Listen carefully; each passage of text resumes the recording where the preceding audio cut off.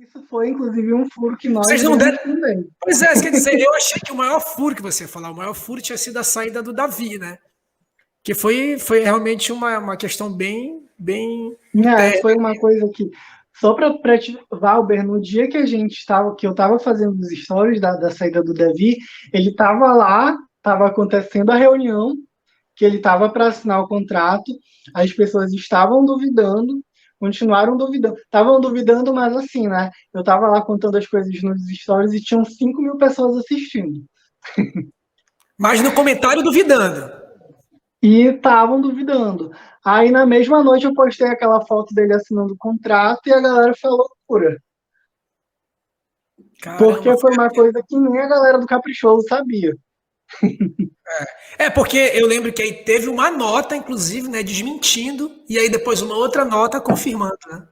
Sim, exatamente. Teve toda essa questão aí. Então, realmente, é verdade. Foi também um outro grande boom, assim, de um furo que a gente deu. A Mas e aí, saída do Davi. como é que você Quanto à avaliou saída isso do aí? Davi, o que acontece? Eu tenho opiniões que são muito relacionadas à postura dele como profissional, né? É inegável que o Davi ele já não é mais garantido ou caprichoso, né? Ele é festival. O Davi é a cara do Festival de Parintins. O Davi é a maior voz do Festival de Parintins. Isso é fato, né? Eu acho que não tem quem discorde disso.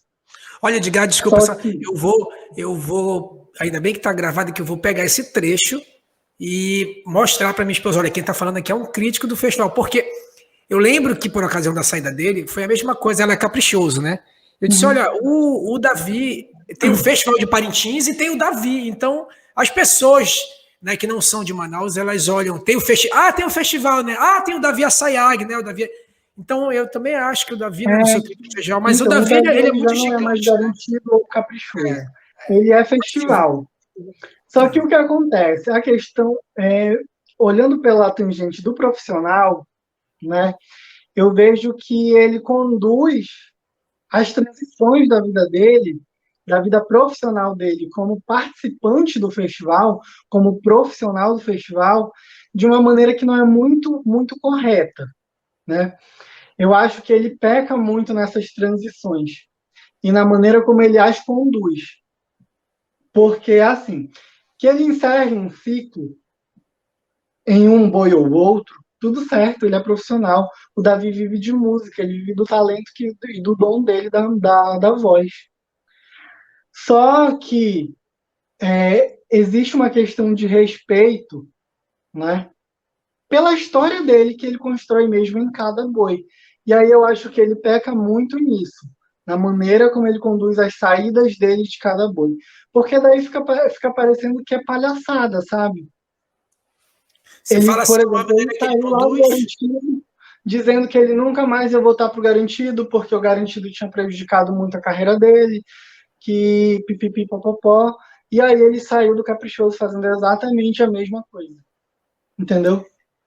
Mas aí você fala o modo que ele conduz, é nesse sentido das palavras, ou daquela na questão que se levantou também, né, de que haveria uma certa é, contraproposta financeira para ele poder permanecer ou num boi ou no outro. Você se refere à Não, eu que ele digo conduziu muito as a palavras? questão de respeitar mesmo a trajetória dele mesmo, né, como profissional. Porque fica feio, cara. Né? E No quanto a final essa fica questão? feio. E quanto a essa questão Hum? de que, não, olha, e a essa questão, como é que você imagina, não necessariamente no caso do Davi, né? Mas foi o que se especulou também. Eu Uhum. sou um profissional, eu ganho X reais aqui, então o outro lado está me oferecendo 2x, aí vocês vão cobrir? Você entende Sobre a que isso questão, é correto ou você entende que. vendo pela questão profissional e ele sendo profissional que vive disso, eu acho que é correto. E além de tudo, dependendo da maneira como ele está sendo tratado ali, né? Isso é uma questão dele, uma questão pessoal dele, do profissional dele, né? Que ele não deveria expor, por exemplo, da maneira como expôs, até porque tem coisas que nem são verdade, vou logo te falar. Por Então, exemplo, eu acho que a maneira como ele conduz isso, não concordo, mas concordo com o fato de que ele é profissional e de que ele deve sim ir para onde ele vai ser melhor tratado, digamos assim, mais valorizado, digamos assim. Né? Mas aí a gente não tem um risco, assim, tô tergiversando aqui, divagando, aproveitar que eu tô com alguém que entende. Mas a gente também, por outro lado, você acha que não tem o risco de o festival perder a essência, de uma certa forma perder a essência?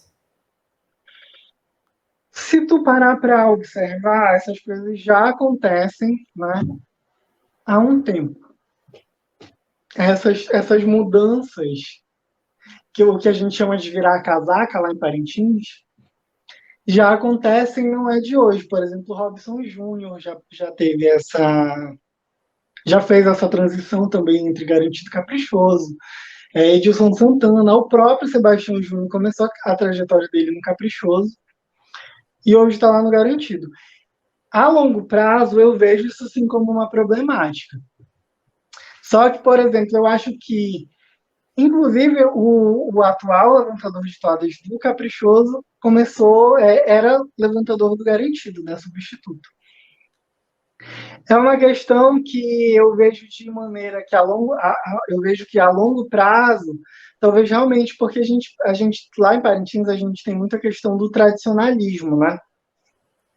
A gente preza muito pela raiz do nosso folclore. Né? Pois é nesse ponto que eu acho que porque não é que nem um time de futebol que tem um atacante que é do Vasco e aí o Flamengo vai lá e compra, né? Que no futebol a gente já vê esse problema, né? Mas enfim, depois que compra e fez os gols no Flamengo, ok, vida que segue. Mas no boi parece que isso não é o que você falou. Eu também acho que olhando como espectador e não como crítico, parece que a longo prazo isso pode perder um pouco a graça, né? Porque senão o Caprichoso arruma um super patrocinador e aí, às vésperas, por exemplo, do festival, ele faz migrar todos os itens para o Caprichoso, ou vice-versa, né? Então... É uma coisa que eu te digo, que é uma coisa que, inclusive, eu pretendo escrever, né? Algo relacionado a isso, que é sobre a questão do tradicionalismo versus tecnicidade do festival atual. Porque lá na origem do nosso festival, a gente fazia a brincadeira, porque era uma brincadeira, né?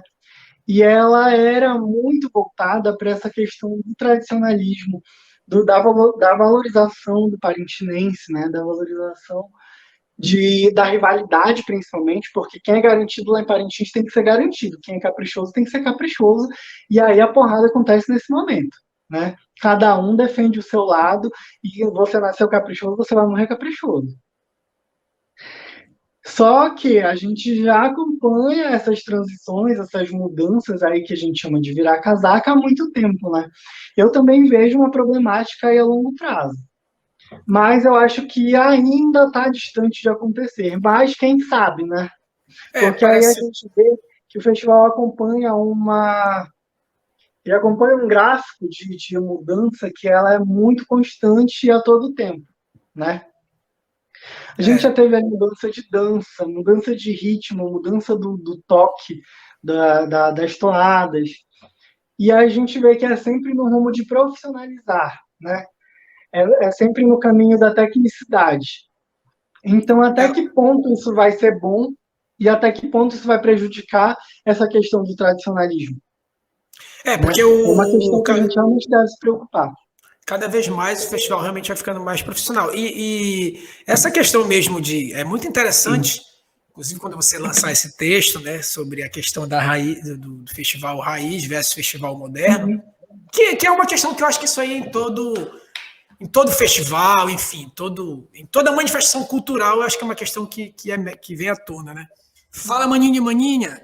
Olha, isso aqui é só um corte do canal Vento Norte, tá? Assista o episódio completo, o link vai ficar aí na descrição, viu? E não se esquece, se inscreve, dá o like e compartilha o vídeo. Um forte abraço e até a próxima quinta-feira.